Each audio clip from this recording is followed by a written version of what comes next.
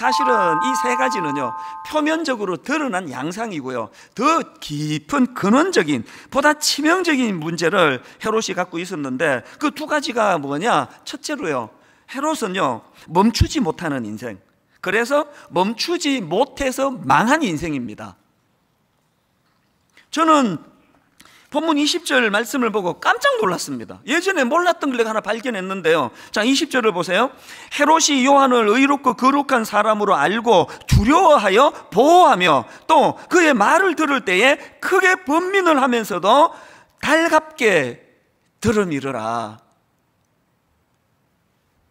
완전히 양심이 마비된 사람으로 그렇게 지금 인식하고 있는데, 그럼에도 불구하고 여기 보니까 그 세례 요한이 전하는 그 말씀을 달게 들었대. 달게 받았다는 겁니다. 헤롯 내면에 이 양심의 가책이 작동되고 있는 걸 우리가 알 수 있는 거 아닙니까? 그런데 여러분, 그 세례 요한의 지적을 달게 들을 수 있었던 헤롯이지만, 헤롯의 문제가 뭐냐? 그렇게 말씀을 달게 들었다. 이게 20절인데요 바로 그 다음 나오는 21절을 보십시오. 마침 기회가 좋은 날이 왔으니, 이게 무슨 뜻인지 아시겠죠? 세례 요한을 죽일 찬스가 왔다, 그 얘기입니다. 한국교회 성도님들이 두려워해야 되는 지점이 여기에 있다고 생각하거든요. 오늘 여러분 말씀 들으러 오셨잖아요. 헤롯도 그랬다니까요. 오늘 여러분 말씀 듣고 어떤 분은 마음이 찡하고 어떤 분은 찔림이 있고 어떤 분은 도전을 받고 그러시잖아요. 헤롯도 그랬다니까요. 문제는 뭡니까? 그게 악한 길로 가는 헤롯의 삶을 돌이키지 못한다면은 그건 아무 소용없는 거 아닙니까? 최근에 미국 플로리다 주에서 그 12층짜리 아파트가 붕괴하는 사고, 그래서 놀랍게도 그리고 가슴 아프게도 사망자가 78명, 그리고 실종자가 62명, 너무나 끔찍한 아파트 붕괴 사건이 미국에서 일어났는데요, 꼭 이런 사건이 터지면 뒤따라 나오는 분석 여러분 다 아시죠? 이번에도요 붕괴된 미국의 플로리다 아파트, 이미 3년 전부터 이상 징후 싹 무시했다. 뭐 맨날 우리나라 사고 현장에서만 듣던 이거를 미국도 똑같네요. 보니까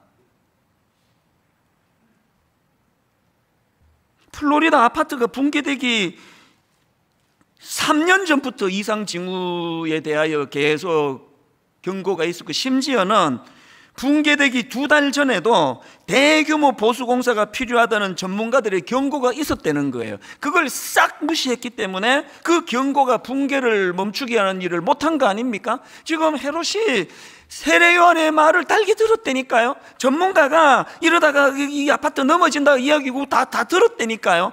그리고는 아무것도 행하지 않았습니다. 그래서 붕괴했습니다. 우리 영적으로는 어떻습니까? 1995년도에 있었던 삼풍백화점 붕괴 사건, 저는 그때 사랑의 교회, 서초동에 있는 사랑의 교회에서 중고등부 사역을 했기 때문에 가깝거든요. 그래서 저는 삼풍백화점이 무너지는 그 사건 때문에 실제로 우리 중고등부 제자가 죽었고요, 실제로 우리 중고등부 제자 아이들의 부모가 죽었고 가족이 죽었던 거를 억장이 무너지면서 경험했던 사람이에요. 근데 최근에 어느 프로에서 그 상품백화점이 무너진 원인을 분석하는데, 그날 저는요, 이게 95년도에 일어난 사건인데도 마음에 누르지 못하는 분노가 일어났습니다. 상품백화점 붕괴 사고로 사망자만 502명, 부상자 937명. 이 끔찍한 일이 벌어졌는데요, 그 백화점 붕괴 10일 전에, 그 전조현상이라 그러잖아요. 붕괴 10일 전에 백화점 식당이 흔들거리고 물벼락이 떨어지고 식당 천장에 구멍이 생기고, 이게 10일 전에 이미 나타난 전조현상이었대요.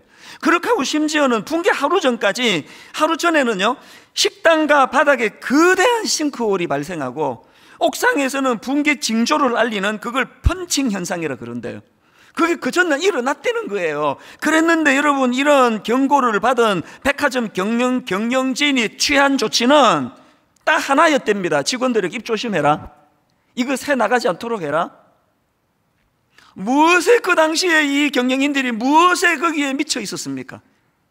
이거 매상 떨어지면 안 되는데, 이 백화점의 이미지 깨지면 안 되는데, 헤롯이 세례 요한의 말씀을 달게 들었다니까요.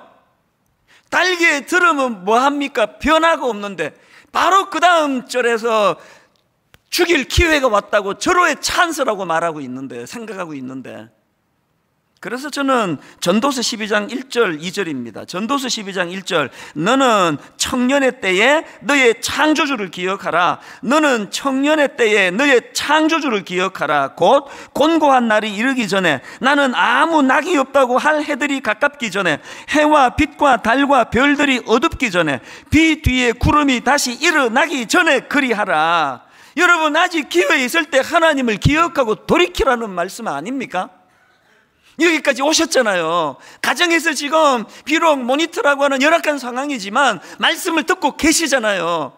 헤롯도 말씀을 들었다니까요. 달게 들었다니까요.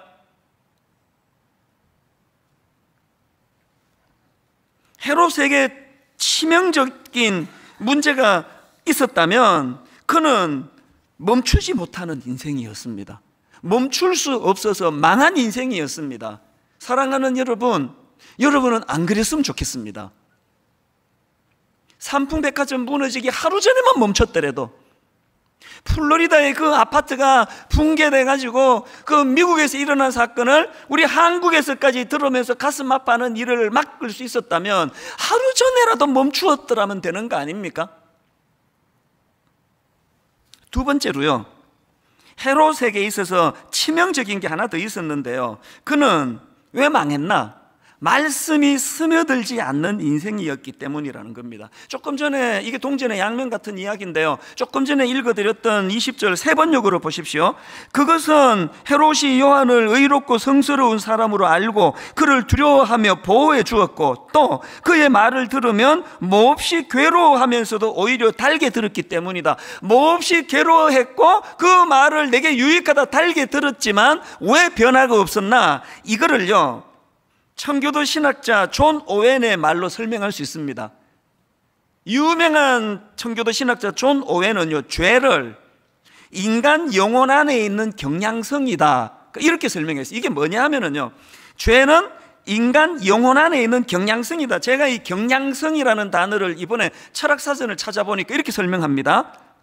경향성, 마음이 어느 한쪽으로 습관적으로 치우친 상태를 말하는데, 이것은 본능이나 관심과도 흡사하다, 이렇게 풀이하는 걸 봤는데, 여러분, 그러니까 존 오웬이 말하는 죄의 경향성이라는 게 뭐냐? 인간의 마음은요, 이미 죄로 기울어진 상태라는 거예요. 그래서 오늘 본문의 헤롯 왕이 아까 그 말씀을 달게 들었고 그 말씀을 들으면서 마음이 몹시 괴로우는 것까지는 갔는데, 이 헤롯의 문제가 뭡니까? 내버려 두면 양심으로, 말씀으로 반응한 쪽보다는 내버려 두면 죄 쪽으로 기우는 이 성향을 방치한 거예요. 그래서 여러분, 그 존 오웬이 강조하는 그 내용이 그 죄 죽이기, 이런 책에서, 이 책은 내가 막 추천하고 다니는 책인데요, 꼭 구해서 읽어보시면 좋을 것 같아요. 이 죄 죽이기라는 존 오웬의 책에서 강조하는 한 대목을 들어보십시오. 이미 구원받은 신자라 할지라도 여전히 잔존하는 죄의 경향성이 있기 때문에, 이미 구원받은 신자라 할지라도 여전히 잔존하는 죄의 경향성이 있기 때문에 온전한 하나님의 형상으로 새로워지기까지 어떻게 해야 되느냐? 끊임없이 죄와의 투쟁이 필요하다는 겁니다. 헤롯의 문제를 아시겠습니까? 오늘 여러분, 많은 여러분, 오늘 이 자리에 완전 성도님 중에 사실 뭐 대부분의 여러분이 지금 방심하고 있는 문제를 아시겠습니까? 가슴 뜨끔한 걸로는 안 됩니다. 이 죄의 경향성 때문에, 이렇게 하고 좀 지나면 다시 죄 쪽으로 기울기 때문에, 구원받은 우리라 할지라도 죄의 경향성이 있기 때문에 온전한 하나님의 형상으로 새로워지기까지 끊임없이 죄와의 투쟁이 필요하다는 겁니다. 지난주부터 전 교회적으로 금식 기도를 지금 선포하고 있는 중인데요, 이 중에 어떤 분은 너무 바쁘다 보니까 참 이 금식을 하라고 했는데 깜빡했네. 괜찮습니다. 오늘부터 하시면 돼요. 그리고 이번 주말까지지만 여러분 한 주 더 하시면 됩니다. 제가 왜 1만 성도 파송 운동을 앞두고 금식을 선포했겠습니까? 그리고 왜 전 우리 교역자들에게 몇 주 전서부터 이미 금식을 선포하면서 달려가겠습니까? 그건요, 저를 위해서고 교역자들을 위해서고 성도들을 위해서 필수이기 때문에 그렇습니다. 제가 이런 무서운 상상을 해봐요. 사단이 지금 우는 사자와 같이 지금 이거를 방해하려고 지금 발악을 하고 있을 텐데, 지난주 알렉산더 얘기해드렸잖아요. 그가 백전백승할 수 있는 거는 타겟을 너무 잘 알았기 때문에, 어느 적장을 무너뜨리면 이 군사들이 와해가 되는 걸 너무 잘 알아서 그는 가는 전쟁마다 승리했다 그러는데, 사단은요 알렉산더보다 더 전략가예요. 지금 사단이 저를 무너뜨리려고 말로 다 할 수 없이 발악을 할 거 아니냐고요. 제가 이런 끔찍한 상상을 해봐요. 제가 어느 여성도에게 제가 무슨 입에 담기도 싫은데요, 내가 무슨 성추행을 했다, 혹은 불륜을 저질렀다, 그러면 끝나는 거 아닙니까? 실감이 안 나세요? 제가 지금 한 교회 돈을 한 1억을 제가 해먹었다, 그래서 내가 감옥 갔다, 그러면 1만 성도 파송도 끝나는 거 아닙니까? 그래서 제가 더 두려운 거예요. 여러분, 저는요 목회 31년 차예요. 이제는요 목회의 기능을 위해서라면 이제 새벽에 그렇게 일찍 안 일어나도 돼요. 근데 지금요 30몇 명이 모여 예배 드리던 개척할 때보다 지금 새벽을 2배, 3배 지금 길게 가집니다. 새벽에 제가 3시간, 4시간 시간을 가지거든요. 왜 그럴까요? 두려워서 그래요. 어떤 공격을 어떻게 받을지 모르는 게 오늘 저의 위치이기 때문에. 그리고 제가 그런 죄의 자리에 한 번만 빠져버리면 우리 성도님들에게 씻을 수 없는 죄를 짓는 거 아닙니까? 우리 하나님께 죄를 범하는 거 아닙니까? 그래서 제가 새벽마다 그 은혜를 구하는 거거든요. 무슨 은혜를 구하는지 아십니까? 잘 이길 수 있도록 내가 그것을 잘 견딜 자신이 있으니 한번 지켜봐 주십시오, 이렇게 기도할 것 같습니까? 저는 오늘 이 설교 전체를 요약하는 찬양을 이따가나 부르기로 했는데요, 화면으로 제가 가사를 좀 띄워달라 그랬습니다. 주께 가오니 날 새롭게 하시고 주의 은혜를 부어주소서. 오늘 우리가 왜 금식하느냐고요? 왜 전 교역자들이 지금 그렇게 지금 금식 중에 있느냐고요? 오늘 우리가 해야 될 강력한 일이 있다면 주님께 나아가는 거예요. 주께 가오니 날 새롭게 하시고 주의 은혜를 그냥 주셔갖고 안 됩니다. 부어주셔야 돼요. 왜? 그 다음 가사를 보세요. 내 안에 발견한 나의 연약함 모두 벗어지리라 주의 사랑으로. 언제 이런 일이 가능하다고요? 주님 앞으로 나아갈 때에, 그의 은혜를 구할 때에. 여러분, 그 다음 가사, 예전에 제가 한번 설교하면서 이 설명을 드렸던 기억을 하시는지 모르겠는데요, 주 사랑 나를 붙드시고 주 곁에 날 이끄소서. 그 다음 가사를 기억하실 겁니다. 독수리 날개쳐 올라가듯. 이거를요 성경 원어로 이것을 제가 설명해 드렸거든요. 독수리 날개쳐 올라가듯보다 더 정확한 표현은 독수리 날개 펴 올라가듯이다. 지금 독수리가 말입니다, 막 자기가 몸부림쳐서 파닥파닥 날개를 쳐서 그렇게 비상하는 게 아니고요, 독수리는 참새가 아닙니다. 독수리는요 날개를 파닥거려서 비상하는 게 아니라 날개를 펴 상승 기류에 자기 몸을 맡긴다는 거예요. 목회 31년 차 제가 왜 새벽에 그 어느 때보다도 그 긴 시간을 새벽에 일어나가지고 제가 비디오를 보겠습니까? 연속극을 보겠습니까? 새벽 2시 넘어 일어나가지고 제가 무슨 소설을 읽겠습니까? 온전히 주님께 집중하는 시간이거든요. 왜 그렇게 할까요? 은혜의 상승 기류에 제가 올라타야 사단의 공격에 무너지지 않는 걸 알기 때문입니다. 다시 말씀드립니다. 왜 금식하셔야 되느냐고요? 여러분은 저보다 영적으로 훨씬 강하시기 때문에 난 금식 안 해도 돼, 그런 겁니까? 그게 가장 위험한 거예요. 아니, 헤롯이 그 세례 요한의 말씀을 달게 받았다니까요. 그 말씀 앞에 찔림도 있고 아팠다니까요. 그러나 여러분이 죄의 경향성, 내버려두면 죄 쪽으로 기우는 이거를 방심했기 때문에, 그래서 변화되지 않아 망한 케이스라면, 오늘의 결론을 저는 이렇게 맺기 원합니다. 여러분, 정말 우리 스스로를 돌아봐야 할 때입니다. 우리에게는 이 헤롯이 가진 정상이 없습니까? 두려움에서 오는 강박 없습니까?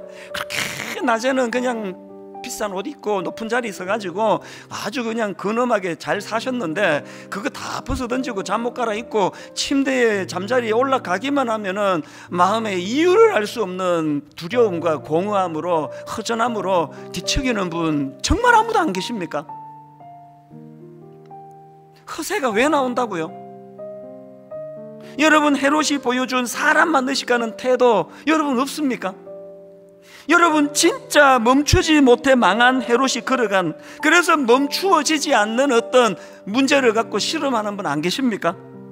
말씀이 스며들지 않아서 그렇다는 오늘 이 말씀 앞에, 그래서 내가 좋아, 내일부터 내가 집중해서 성경 읽을 거야, 이게 아니고요. 날개를 펴세요. 날개를 펴서 은혜의 상승 기류에 몸을 맡기세요. 그분이 하십니다. 우리 찬양을 같이 정말 간절하게 한번 불러보면 좋겠습니다.